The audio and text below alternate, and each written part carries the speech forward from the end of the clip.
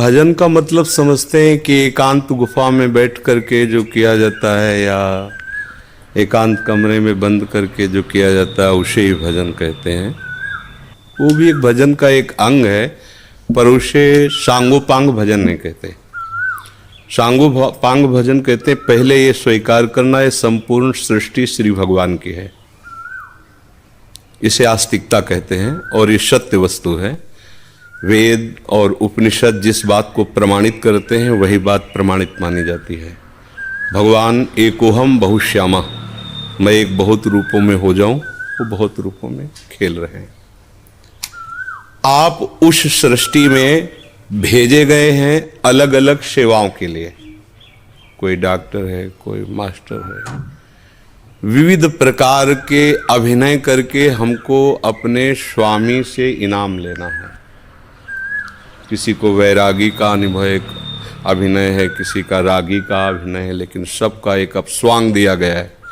अपने स्वांग को ठीक से निभा लो तो इस माया प्रपंच से मुक्त हो जाओगे, इनाम मिलेगा।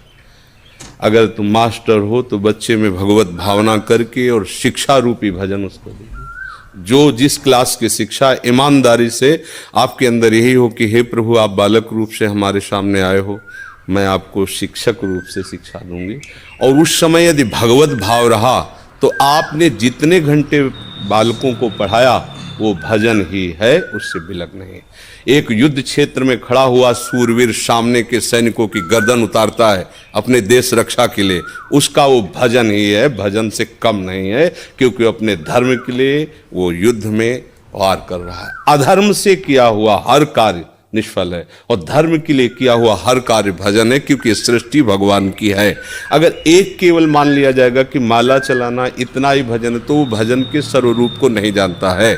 अगर ऐसा ही हो तो अर्जुन जी कह रहे हैं श्री भगवान से कि मैं संन्यास लेकर के विरक्त होकर मांग कर खाऊंगा, पर मैं युद्ध नहीं करूंगा क्योंकि इसमें हिंसा होती है। और श्री भगवान कह रहे हैं कि नहीं, तुझे युद्ध करना ही होगा।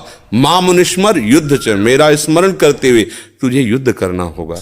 तो हमें ये बात समझनी कि हमको जो स्वांग मिला उसमें हम बेईमानी न करें।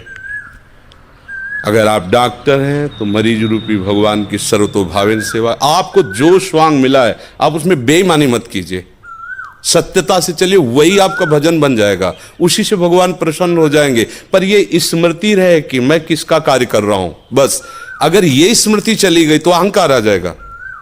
मैं अभिनय में श्रेष्ठ हूं, मैं अमुक श्रेष्ठ, मैं विद्वान हूं, मैं ज्ञानी हूं, मैं महात्मा हूं, मैं भक्त हूं, मैं भजन आनंदी हूं। किसी भी बात का अभिमान आ जाना उपासना की वृत्ति का नाश हो जाना है। एक छोटा सा भी कार्य आपको भगवत प्राप्ति करा सकता है, उस कार्य का उद्देश्य बदल जाए। बस हम समझते हैं माला जपना ही केवल भजन। बात सुन, एक